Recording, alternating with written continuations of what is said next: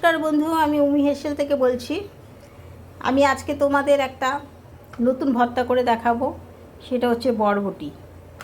বরবটি নিয়েছি 250 গ্রাম, একটা টমেটো নিয়েছি, একটা পেঁয়াজ কুচানো নিয়েছি, 8-10 কোয়া রসুন নিয়েছি, শুকনো লঙ্কা নিয়েছি, 2টো কাঁচা লঙ্কা নিয়েছি, নুন হলুদ আর একটু মিষ্টি লাগবেই। আমি তোমাদের বরবটিটাকে দেখে দিচ্ছি কিভাবে বয়েল করে নেব। প্রেশার কুকারে জল দিয়ে আমি বরবটিটাকে একটা সিটি মেরে নেব। প্রেশার কুকারে দিয়ে দিয়েছি, একটা সিটি মারব। এদিকে আমি কড়াইটা গরম করে লঙ্কাগুলো একটু ভেজে নেব।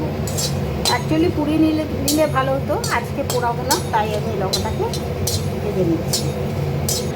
লঙ্কাটা ভাজা হয়ে গেছে, এবার আমি সামান্য তেল দেবো। এর ভিতরে রসুনের কোয়াগুলো দিয়ে ভেজে নেব, আর তার সাথে পেঁয়াজ কুচিটা দিয়ে দেবো, একটা পেঁয়াজ, সামান্য নুন দিয়ে দেবো, সামান্য।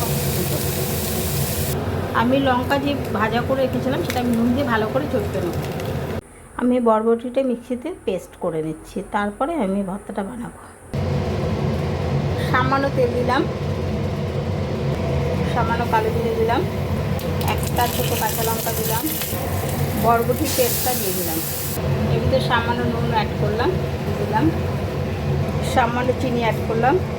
ভর্তাটার ভিতরে উপর থেকে কাঁচা সরষের তেল দিয়ে দিলাম, বেশি দিলাম না, খুব কম। আমার বরবটি ভর্তাটা হয়ে গেছে। যারা বরবটি না খায় তারা এই ভর্তা দিয়ে এক থালা ভাত খেয়ে নেবে, এটা গ্যারান্টি দিয়ে আমি বলতে পারি।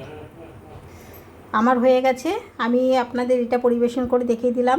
ভাতের সাথে এই বরবটি ভর্তাটা অসাধারণ লাগে, খেয়ে দেখবেন, খুব ভালো লাগবে।